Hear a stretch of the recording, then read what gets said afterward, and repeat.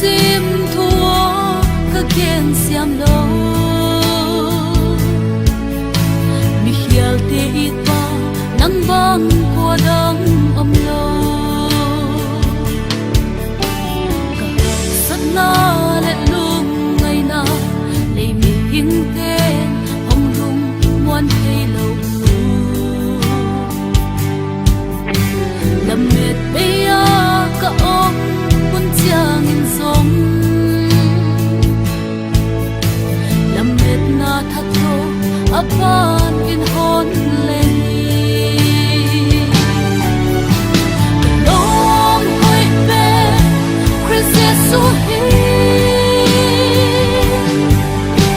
ka lei lung kham na te om thuak pe se ko boy na le hak sa na hon pon pe se ki hon swal san nge lo ka long hoi pe Chris Yesu hi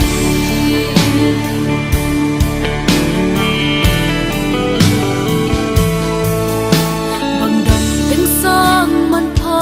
Yesu ne i na sim thula in sa sa ni